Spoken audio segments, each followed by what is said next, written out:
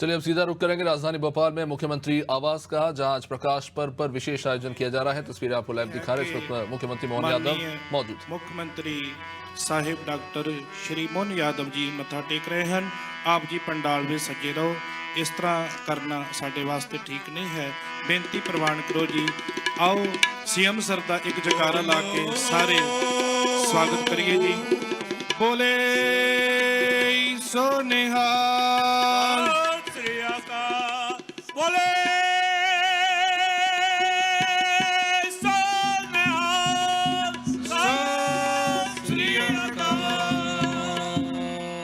बोलो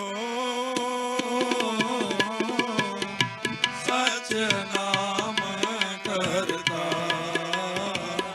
सच नाम करता, उन बहुना बनवा, उन बहुना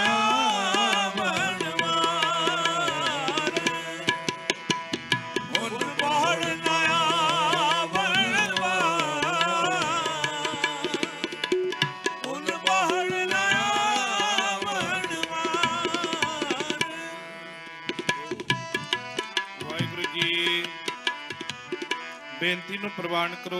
मीडिया कर्मियों ਨੂੰ बेनती है कि सत्कारयोग डॉक्टर श्री मोहन यादव जी ਨੂੰ संगत ਦੇ ਵਿੱਚ बैठ के गुरबाणी ਦਾ आनंद मानਣ दईए।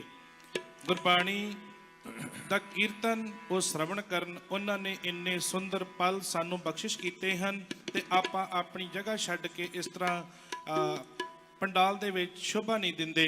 सो मैं आस करता हाँ कि आप जी मेरी बेनती जरूर श्रवण करोगे, मेरी बेनती प्रवान करोगे। गुरु प्यारी साध संगत जी, गुरु ग्रंथ साहब पातशाह को पीठ न दें आप कृपा करके। माननीय मुख्यमंत्री साहब डॉक्टर मोहन यादव जी, जिन्होंने इतना सुंदर प्रोग्राम बनाया है, हमारा फर्ज बनता है गुरु नानक पातशाह का शब्द जो चल रहा है उसका आनंद मानो। कीर्तन श्रवण बैठ करके श्रवण भी करो। मैं जितने भी यहाँ पर फोटोग्राफर्स हैं, मैं उनसे निवेदन करूंगा कृपया इधर पीठ ना करें। बाबा आप सब लोग एक तरफ हट जाएं, आप सब लोग एक तरफ हट जाएं प्लीज। धन्यवाद, धन्यवाद, बहुत बहुत धन्यवाद। बाबा जी का सत्कार करें, ये आपका भला होगा, सबका भला होगा। कीर्तन तो आओ समाप्ति कर दे, कृपालता करो जी, शब्द पढ़ के पूरा शब्द हाँ जी, ये शब्द की हाजिरी लगा लें। और बहुत सुंदर प्रोग्राम किया है साध संगत जी, जिसमें हमारी जो हाजिरी लग रही है माननीय मुख्यमंत्री साहब जी कि ये जो प्यार है, जो प्रेम है, जो हमारे देश के लिए अति ज़रूरी है। और गुरु नानक ने संसार में प्यार ही बांटा है। उस प्यार को बांटते हुए हमारे गुरु घर के अति सेवक परिवारों में सरदार सुरेंद्र सिंह जी अरोरा साहब, जिन्होंने ये सहयोग करके और इतना सुंदर प्रोग्राम बनाया है। हमारे प्रधान साहब जो अभी अभी गुरु नानक पातशाह ने कृपा की है, अति सत्कार योग परलोकवासी सरदार गुरदीप सिंह जी का फर्जंग बेटा है, जो हरपाल सिंह जी, मोनू भाटिया जी, वो उपस्थित हैं सारी कमेटी के साथ। हमारे अति सरकार योग स्टेट सेक्रेटरी सरदार सुरजीत सिंह जी टुटेजा साहब, जिनके अंदर गुरु नानक पातशाह के सारी संगत के अंदर प्रेम है। आओ इस बाबा जी के चरणों में जुड़ करके हम लोग बड़े प्रेम प्राप्त करें। ये शब्द श्रवण कर लो, तक उसके बाद समाप्ति आएगी। बोलो सच नाम करता, सच नाम करता, करत है नीच करे सुल्तान, जिन्नी जान सुजानिया जगते पूरे परवान, आका को समझावन जाइए, जे को भूला होई आपे खेल सब करता, ऐसा बूझे कोई। बोलो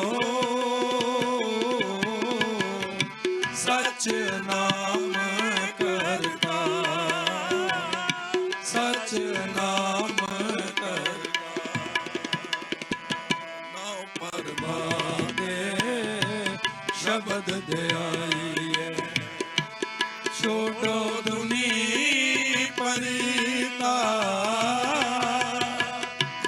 प्रणवत नानक दासन दासा जग हारिया तिन जीता प्रणवत नानक दासन दासा जग हारिया तिन जीता बोलो सच नाम करता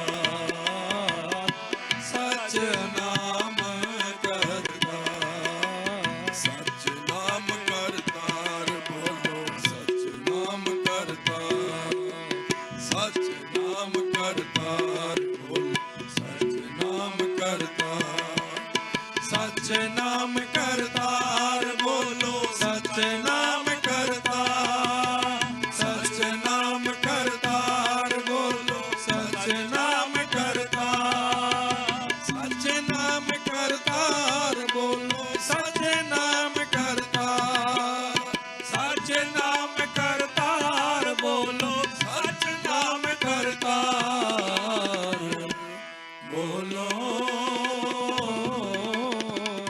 सच नाम करतार सच नाम करतार सच नाम करतार गुरु प्यारी साध संगत जी आओ केवल 2-4 मिनट का एक शब्द बधाई का उसके बाद समाप्ति बाबा जी के चरणों में केवल 2 मिनट अच्छा तो गुरु प्यारी साध संगत जी हुक्म होया है कीर्तन की यही समाप्ति करें। अरोड़ा साहब जी आप जी सन्मुख हैं वो आपको जानकारी देंगे जी। फतेह बुलाओ भूल चूक की क्षमा करो। वाहिगुरु जी का खालसा वाहिगुरु जी की फतेह। शासक सत श्री अकाल। वाहिगुरु जी का खालसा वाहिगुरु जी का खालसा वाहिगुरु जी की फतेह। मैं सर्वप्रथम साध संगत को माफीता जाचक हाँ मैंने हिंदी बोलना पड़ेगा। आज डॉक्टर मोहन यादव जी के विशेष आमंत्रण पर पूरे मध्य प्रदेश के प्रतिनिधि के रूप में मध्य प्रदेश का सिख समाज यहाँ पर उपस्थित हुआ है। उनकी मोहब्बतें जितनी भी प्रशंसाएं की जाए कम है। जहाँ जहाँ भी मध्य प्रदेश के अंदर जब जब भी किसी गुरुद्वारे को लेकर कोई दिक्कत आई है तो सबसे पहले अगर हमारी जबान पर कोई नाम आया है तो डॉक्टर मोहन यादव का आया है। मैं उज्जैन से बिलोंग करता हूँ। मैं बड़े फख्र के साथ कह सकता हूँ कि जब जब भी सिख समाज पर अगर कोई हल्की सी तपिश भी महसूस होती है तो डॉक्टर मोहन यादव हमसे पहले खड़े हुए होते हैं। ये हमको ऐसा लगता है ये डॉक्टर मोहन यादव नहीं मोहन सिंह हैं।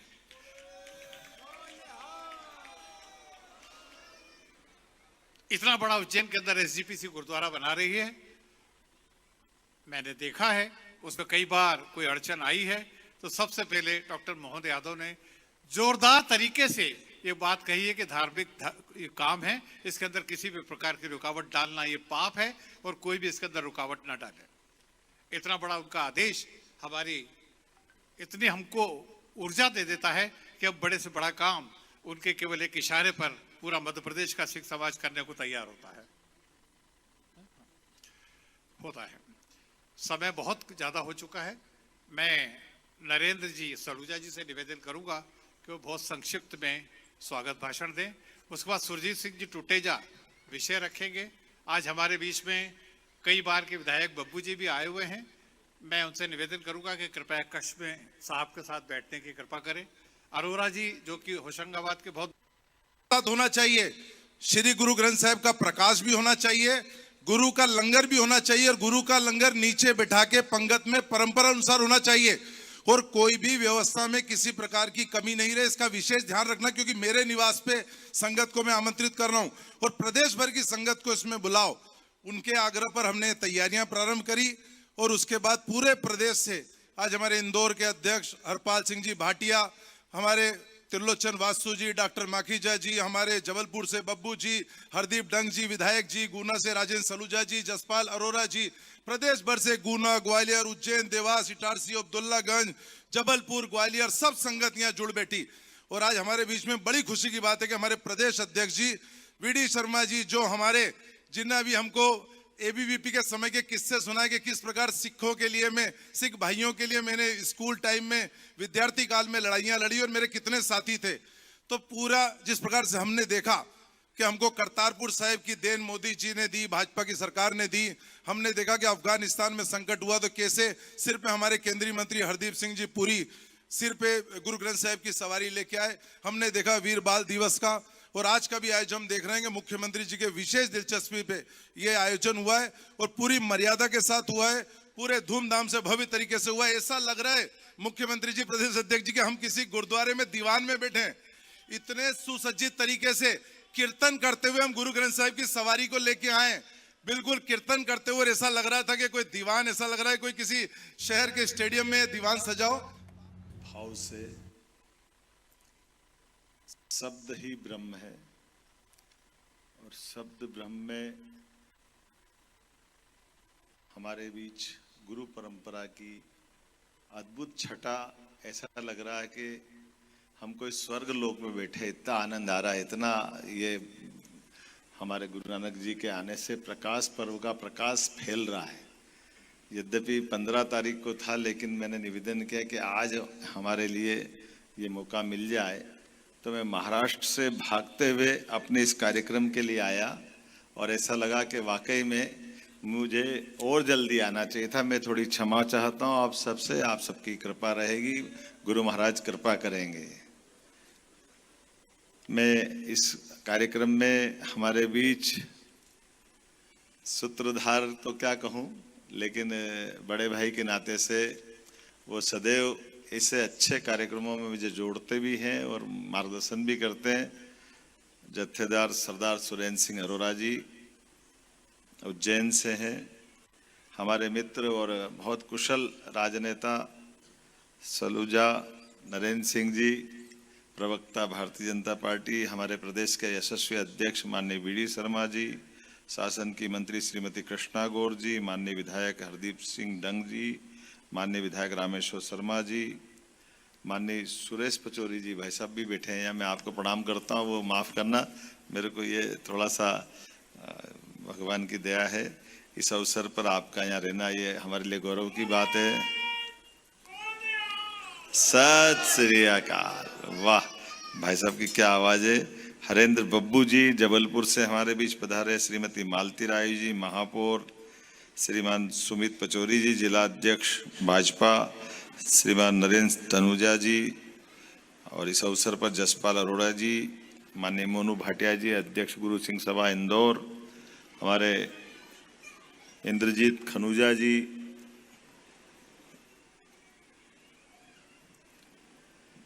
जसपाल अरोड़ा जी, इस अवसर पर हमारे इकबाल सिंह गांधी जी उज्जैन के भाजपा के पूर्व अध्यक्ष प्रदेश कार्य समिति सदस्य है।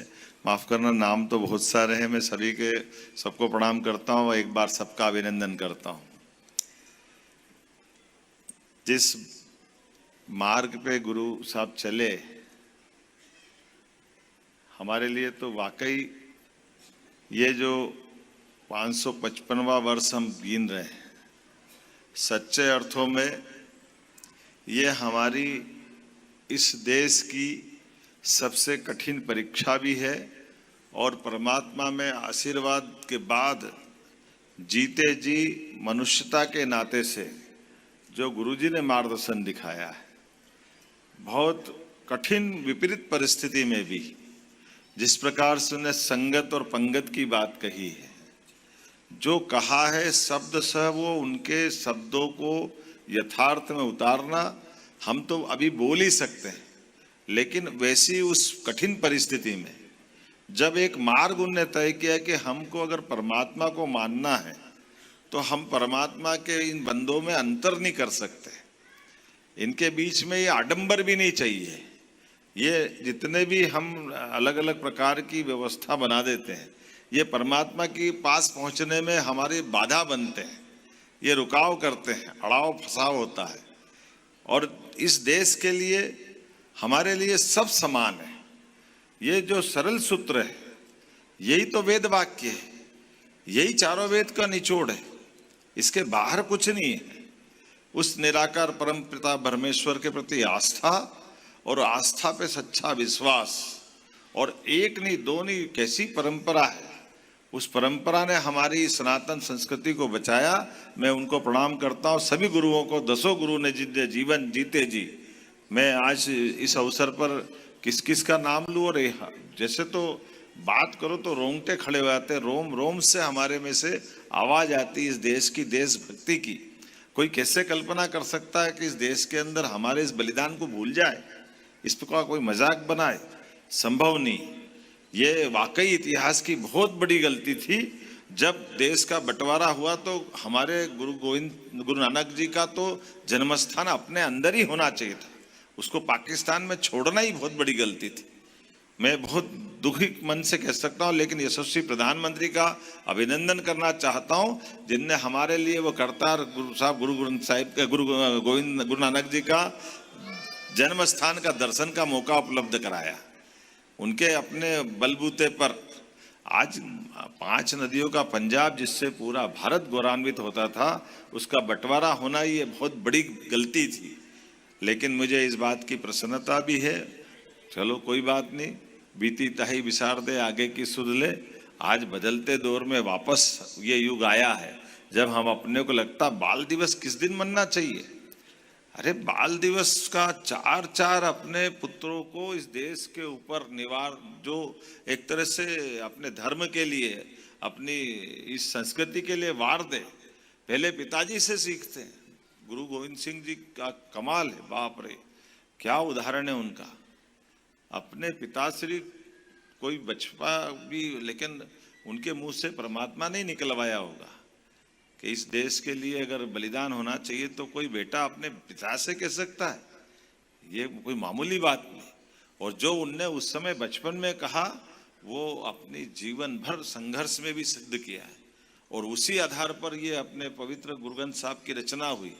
उनके बाद इस परंपरा के बाल में और कोई हो तो डर जाए, बात बंद कर दे, विषय खत्म कर दे। लेकिन सच्चे अर्थ में जो उनकी परमात्मा की ज्योति उनके अंदर जल रही थी, उस ज्योति के मार्ग पे चलते हुए उनने जो मार्ग प्रशस्त किया, और कौन से गुरु साहब ने अपने लिए ये इस टाइप का अवसर नहीं दिया है। जिसको देखो एक से बढ़कर एक, ऐसा लगता है कि नक्षत्र मंडल में हर एक कोई ग्रह अपनी अपनी आभा बिखेरता दिखाई देता है, एक से बढ़कर एक। लेकिन ये परंपरा उस परंपरा को पालन करती जो असीम श्रद्धा उत्पन्न करती, असीम क्या हमारा प्रसाद आनंद देता है, जो सब में गरीब अमीर ऊंचा नीचा सारे बंधन समाप्त कर देता है। कोई छाती पे बांध के नहीं ले जाएगा, कोई बड़ी पोस्ट छोटी पोस्ट ऊपर नीचे सब बराबर। ये जो हमारी परंपरा, इस परंपरा को बनाए रखने के लिए इससे पवित्र मार्ग कोई नहीं हो सकता। मैं वास्तव में मैं निवास तो क्या बोलूं, निवास तो परमात्मा का एक ही होता। हमारी सबकी आत्मा एक शरीर रूपी इस शरीर के अंदर कुछ समय के लिए आती है, लेकिन जन्म से लेकर मृत्यु तक हमारे हाथ से सदकर्म हो, इस सत्कर्म की प्रेरणा देने के लिए सबसे अच्छा कोई मार्ग है तो हमारा सिख पंथ मार्ग है। मैं इसके लिए कह सकता हूं, इसमें कोई शंका नहीं।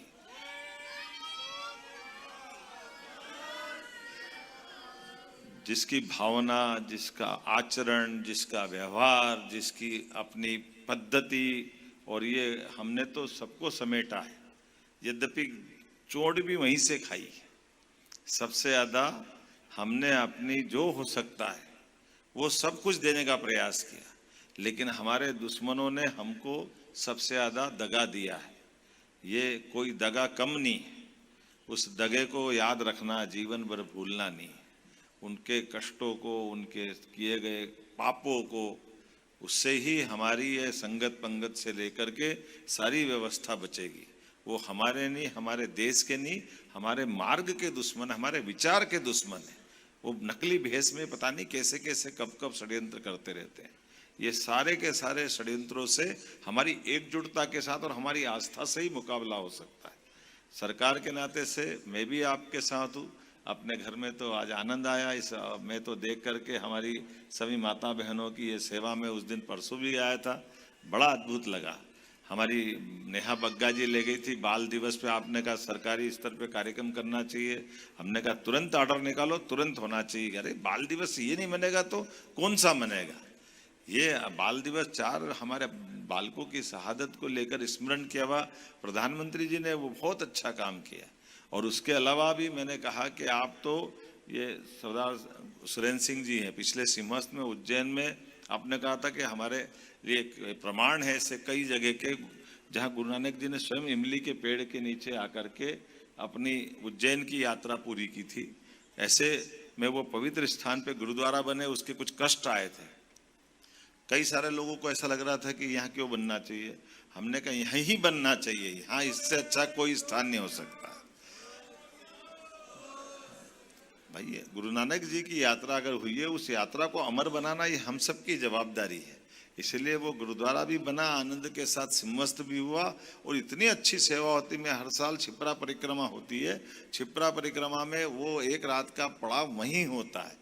सारे यात्रियों की व्यवस्था हमारे सारे समाज के द्वारा होती है, बहुत अच्छे से सेवा होती है, लंगर होता है। सच्चे अर्थों में यही तो आनंद है। और अभी तो आपने कहा कि वो आनंद आया है।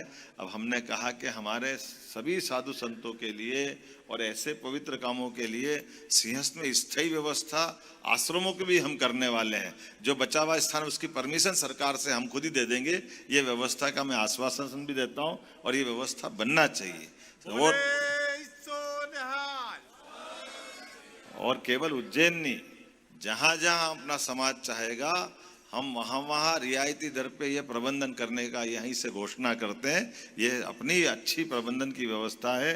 जहां की गुरु सिंह सभा चाहेगी कि हमको अपने लंगर के लिए, एकेडमिक संस्था के लिए या कोई और अच्छी गतिविधि चलाने के लिए, अन्न क्षेत्र चलाने के लिए, कोई सेवा के प्रकल्प चलाने के लिए या हमारी इन गुरु परंपरा के लिए कोई आवास की, अतिथि गृह की, किसी प्रकार की व्यवस्था रहेगी, सरकार उसमें आगे बढ़कर मदद करेगी। ये मैं आपको आश्वस्त भी करता हूँ। और ये मैं नहीं कर रहा हूँ, ये गुरु महाराज का आशीर्वाद है। इस नाते से आपको बताता हूँ, आपने कहा अरेराव कॉलोनी के लिए हमको कुछ कष्ट है, तो मैं एक कमेटी बना दूंगा। वो कमेटी से उसमें समाधान की दिशा में जरूर आपको भी मदद करेंगे, क्योंकि ये अपनी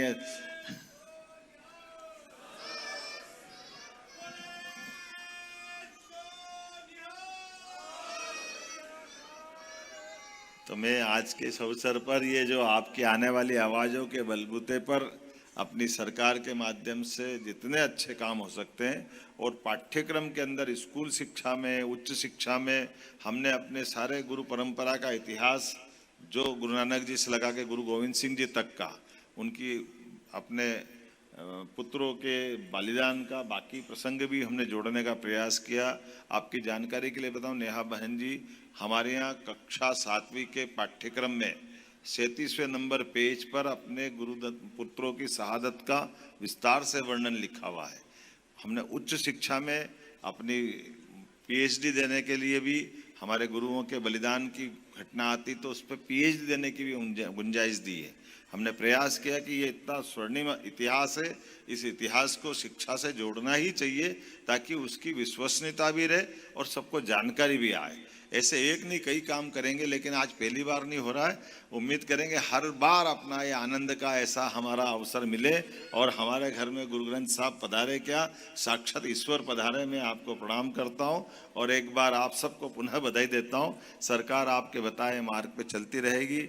जितने सदकर्म हो सके, जितनी अच्छी योजना हो सकती, जो अच्छे विचार होंगे अपने सिख समाज के बंधुओं को रोजगार को लेकर के भी, उसमें भी आप सभी मदद करने को तैयार रहेंगे। अपने बलबूते पर हमारा समाज आगे बढ़े, सभी समाज आगे बढ़े, ये भावना हमारी सबकी है।